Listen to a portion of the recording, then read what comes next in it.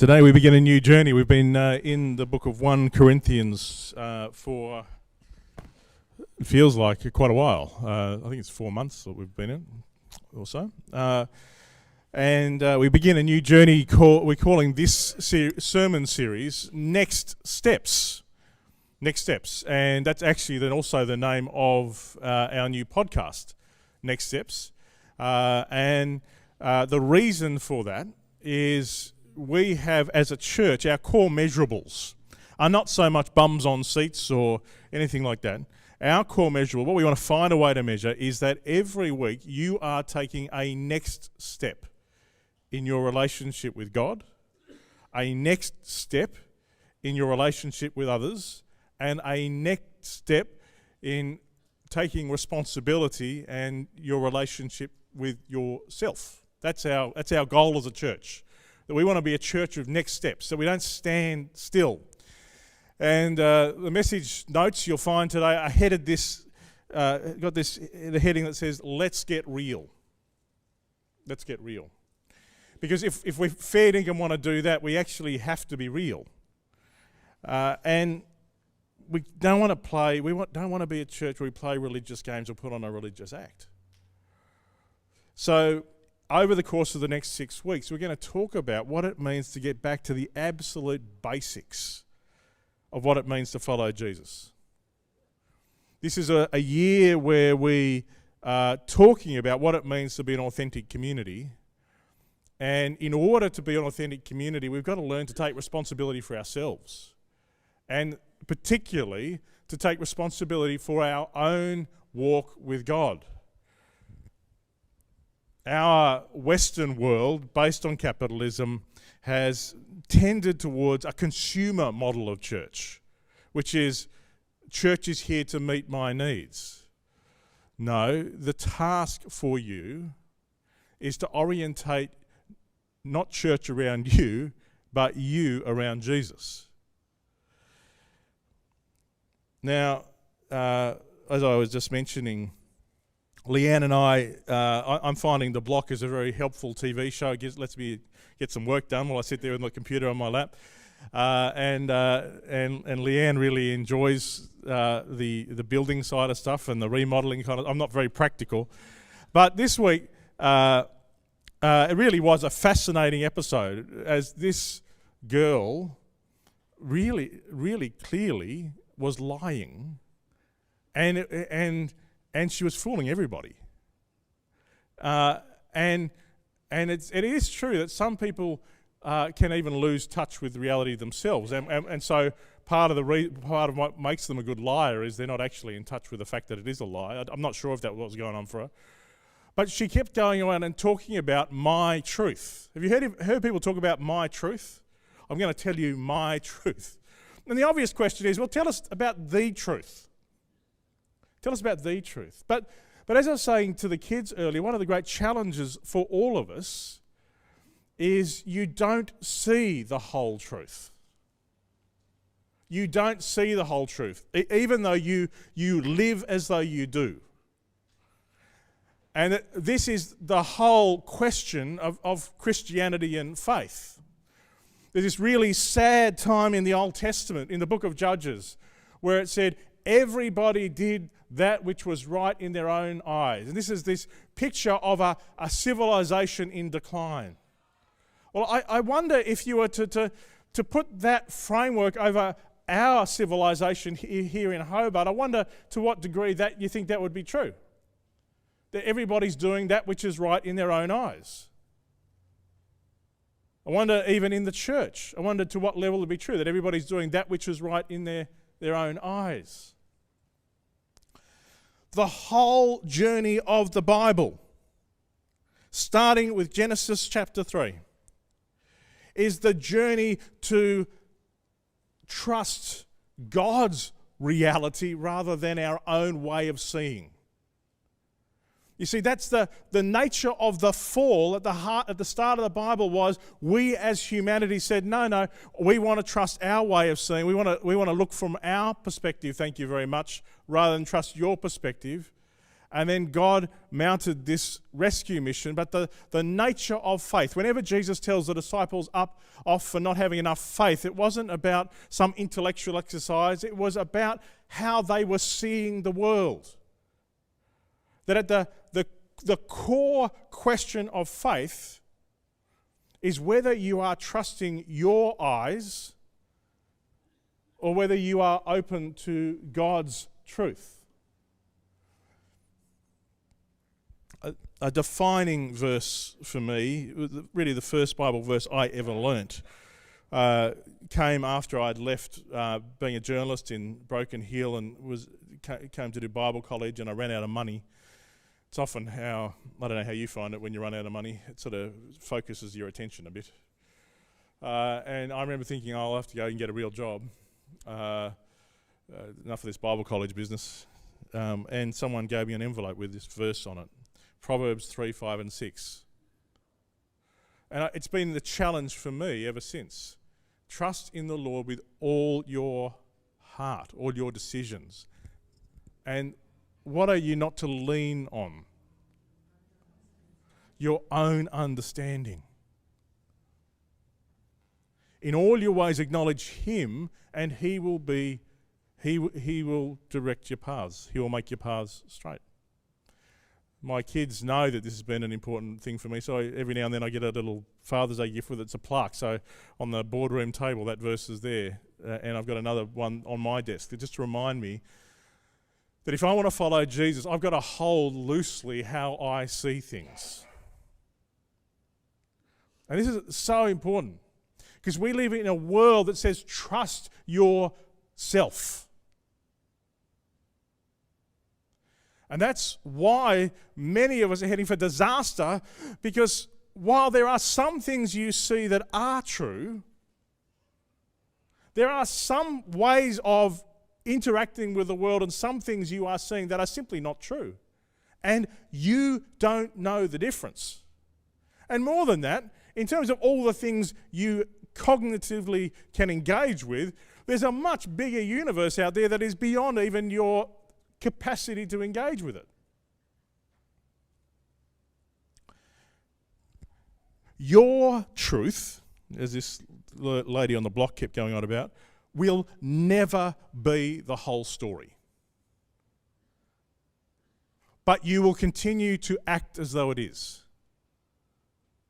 Your truth will never be the whole story. But you will continue to act as though it is.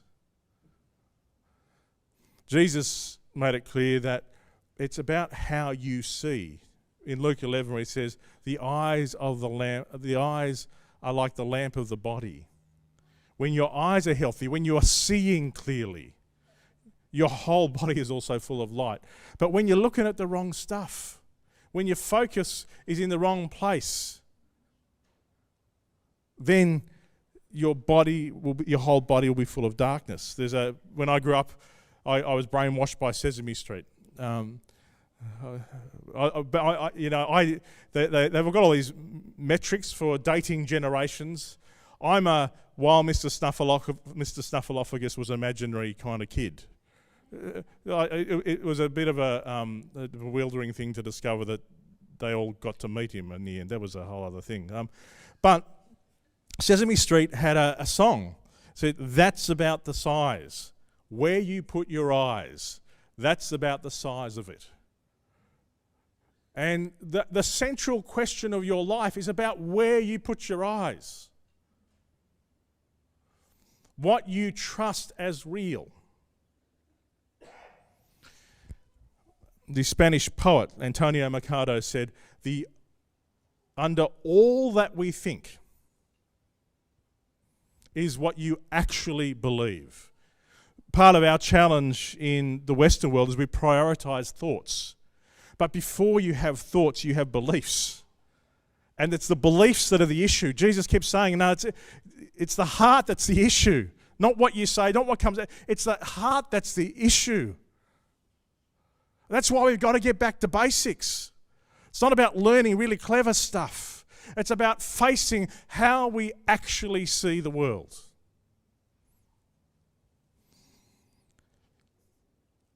And as I was saying to the kids, in 1 Corinthians, Paul makes it clear, even if sin wasn't the issue, God made us all different. We are one body with many parts. And we are genuinely different. I think part of the reason God gave us the church is to help us realize just how different we are. If you're online right now, this is going to be hard for you to do. So I wonder if one of the cameras can sort of pan around and just see the different people in the room. Sorry about that. And if at Lena Valley and here at Mornington, I just want you to look around the room. Can you agree that we're different? Can you agree? And can you also agree that we see the world differently? It is one of the core challenges in relationships.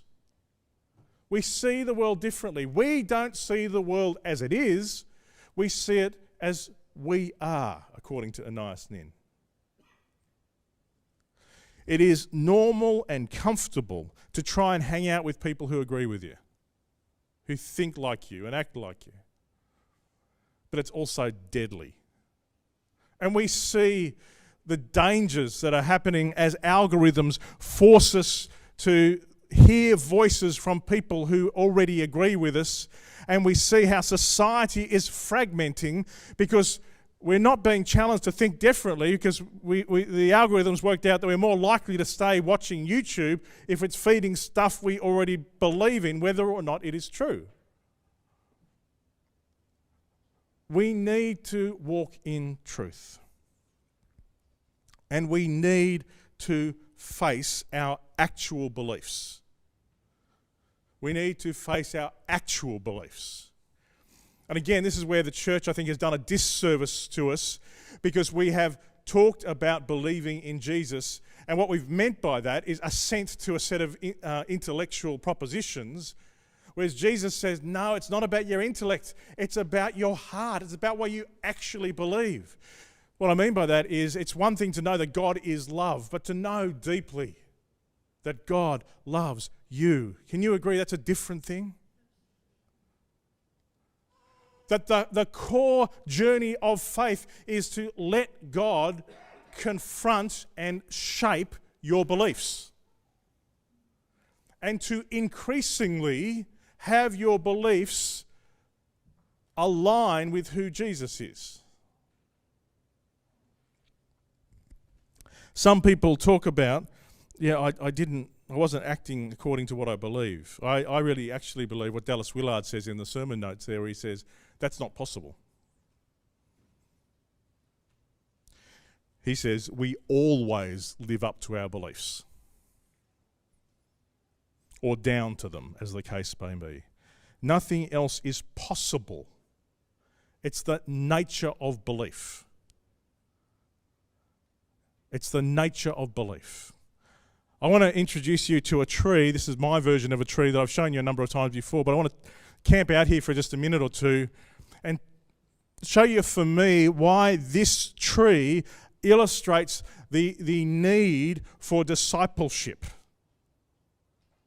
So if we can throw the tree up on the screen there, and if I think I've got it, which way do I go? This way, here we go. Yeah, now there we go. You see, this tree, this diagram has come up with a mob called World Relief. A few things I want to point out to you. One is that there is different coloured fruit. Your life produces different coloured fruit. Some of it's fantastic, sweet and tasty and nutritious, and some of it's rotten and dark. Your life produces different coloured fruit. And one of the temptations for us as a church can be to focus on the fruit in other people's lives. So this is the stuff we're seeing, because the fruit is what is seen. And it's what we can see from each other. And so you can't really be annoyed at something for stuff you can't see. So we tend to be annoyed at the fruit. But the fruit is never the issue. It's what Jesus says, it's the heart that's the issue. It's not the fruit. And this is why we've got to come and we actually got to talk about what does it mean to actually follow Jesus, and not just give ourselves a set of rules to try and change the outside stuff, Following Jesus is not just about trying to get, grafted on fruit. It's about, you'll see, that the core issue is not the fruit, but it's the beliefs. There are a whole lot of things that you believe to be true, and those beliefs produce how you act in the world.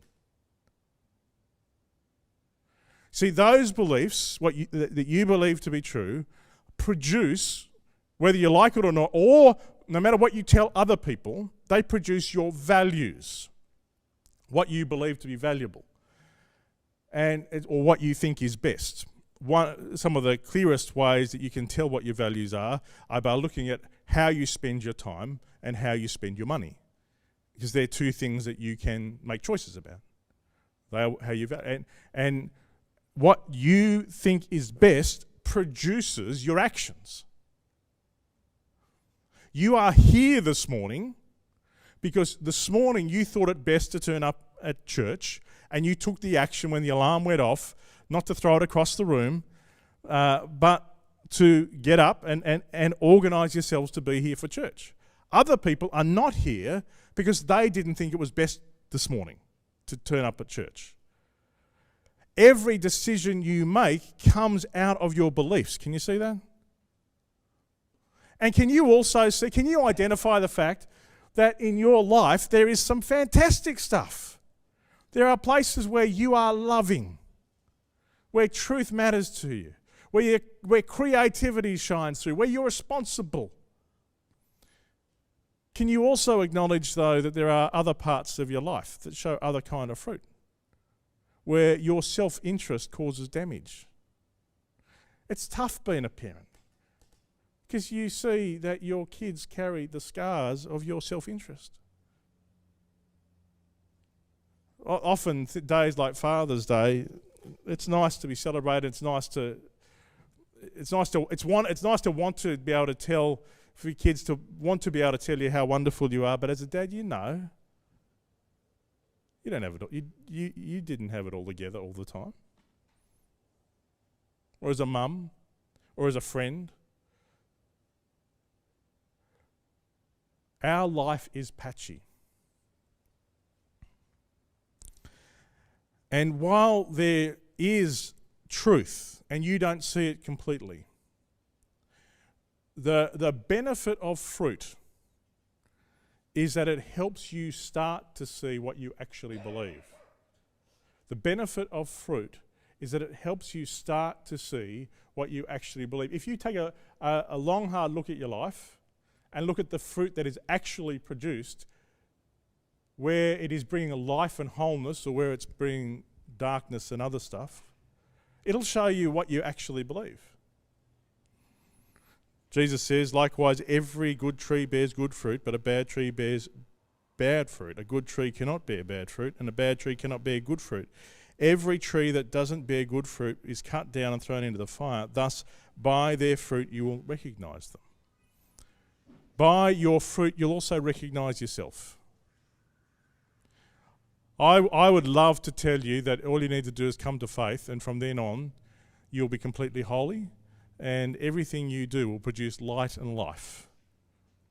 But we both know that's not true, don't we?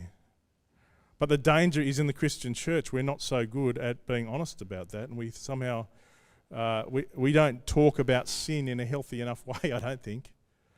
At the back of my Bible for many, many years, it's still here, I think, I've had this, since, I think it was 2005 I put it in there, this newspaper clipping that says, pastor admits lies and sin. And it's a story out of America. The reason I put it in there, what struck me though about it was that people were disturbed that a pastor admitted lies and sin. What is more disturbing is when pastors don't. If any person makes out that they've got it all together, they're someone to watch out for. Only Jesus was perfect. But what he wants to do is to take our hand and kind of with a smile on his face, help us face the mess. Help us face the wrong beliefs. We're going to, as you've already picked up, we're doing today's service a little bit differently. We're going to now do the discussion time. We're still doing the sermon in two parts. We're going to now do the discussion time. I'm going to invite you to move to groups of 3 or 4 people and just think about in your life, and I'd love you to think about it and then share it to the level you can. What are the parts of your life that are producing good fruit? But can you be fair dinkum also about what are the parts of your life that aren't? It's a bit of a scary thing to be doing, but we want to get real. We don't want to play religious games. So let's as best we can, in groups of 3 or 4, let's break into discussion groups. Make sure that there's no one alone. And if you're online, I invite you to see if you can find someone. But I really encourage you, if you're on your own, can you put stuff in the notes there? We'd love to hear from you. We always want to hear from people who are online. Let's go for it. Have a talk about the fruit in your life.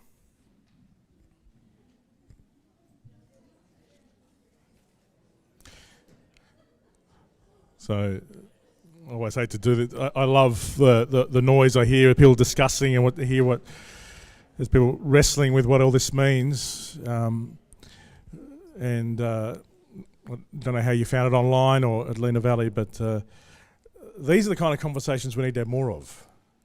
We need to get past, the abstraction to let's talk about what's really going on. Let's talk about what's really going on. The Apostle Paul, I think, was trying to help the church in Galatia address the same kind of questions, where he gave like 2 checklists. He said, look, here's a bit of a guide to the kind of fruit that is an indicator that there's something not quite right. Now, it can be easy to just read the first few of them and think, yeah, that doesn't apply to me, but let's listen to them. Sexual immorality, impurity, debauchery, idolatry, and witchcraft. So they all sound big things. Like I'd love to spend time unpacking each one of them and talk about how they actually do apply to you, but that's a whole other thing. But then things like hatred, discord, jealousy, fits of rage, selfish ambition, dissensions, factions, and envy. Drunkenness, orgies. Interestingly enough, that's in that time that basically meant just unrestrained pleasure. The word has come to mean something very specific in our culture that doesn't bear a lot of thinking about. But certainly at that time, it was more than just the sexual side of stuff. It was unrestrained, putting no boundaries around what you want to do. And it says, and Paul's making it clear we understand this isn't a comprehensive list. He says, and the like. And the like. He's saying, be on the lookout for the wrong kind of fruit. Then he said, just in case you're wondering, there is a right kind of fruit. And he gives us this checklist, and he says, also be on the lookout for love, joy, peace, patience, kindness, goodness, faithfulness, gentleness, and self-control. All of these things are indicators that Jesus is actually at the steering wheel of your life, that you are living in truth. But can you acknowledge the fact that it's at best for you it's partial? And hopefully, that's why we're saying as a church we want to be a church of next steps. As you take Jesus' hand, my hope and prayer for you is that he will be helping you take the next step. I don't know how it works for you. He always seems to have an agenda with me, something he's working on. And sometimes I can get stuck for weeks or months or even years. And he's not going to bully me or push me. And I think one of the greatest tragedies for anybody is not to take a next step, but to live the same day in and out and in and out and not move forward at all in your life.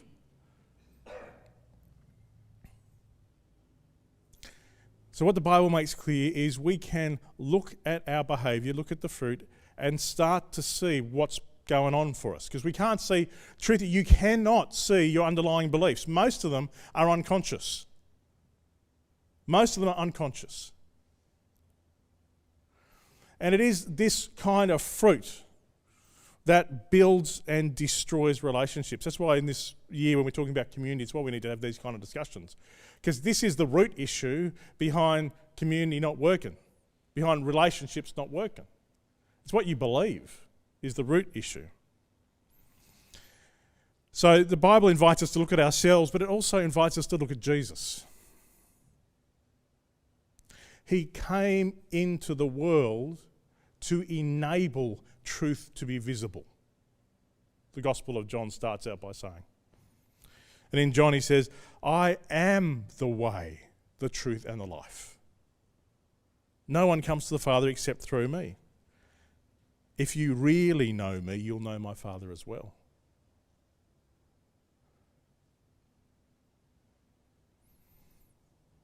The Bible makes it clear that it's entirely possible to call yourself a Christian and turn up at church and play the religious game, but not functionally follow Jesus. To not functionally allow him to help you take a next step.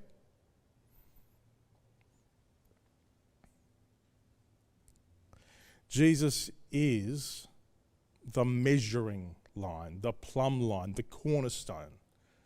And as we measure our life from him, it's where we find life. Jesus himself says, if you hold to my teaching, you really are my disciples. Then you'll know the truth and the truth will set you free. Quite rightly, the Reformation happened as a pushback against a brand of Christianity that had become corrupted and was mainly about doing stuff for God and lost sight of God's grace. But the danger is the pendulum has swung so far that we're terrified to talk about what we should do, how we should live, what it means to open ourselves, what the implications of God's grace are for us. Jesus invites you to next steps this week. And he doesn't promise that it's always going to feel wonderful. Holding on to Jesus' truth in the face of your own wrong beliefs can even sometimes feel wrong. Because your feelings are based on the reality you see, not on the truth that comes from Jesus all the time. There is a spirit you have created in the image of God that knows truth. But you can't know the difference between what is your spirit and what is the other stuff. You don't have this internal dividing line. And your feelings can come either from your mess or from your spirit. Book of Hebrews says, no discipline seems pleasant at the time, but painful. The church talks about spiritual discipline, spiritual practices. What are they? They are the things you do so that you can do other things that you can't do just by direct effort. What do I mean by that? I mean, the point to Pinnacle is coming up, I could enter. I could. And I could start that race. Who believes I would finish that race? My wife is shaking her head. Dan and Maria believed I would. They a day later. Yeah, maybe in a car. You can't just choose by force of will to do a marathon. You actually have to discipline yourself to train. Just say, you can't just choose by force of will to not believe things that you believe. You actually have to discipline yourself and let Jesus take you on a journey. Hebrews 12. No discipline seems pleasant at the time, but painful. We don't talk enough about that. That actually following Jesus will feel painful from times because he is going to ask you to face stuff that you hold on tightly to. He's going to want you to grow up. And growing up is sometimes difficult.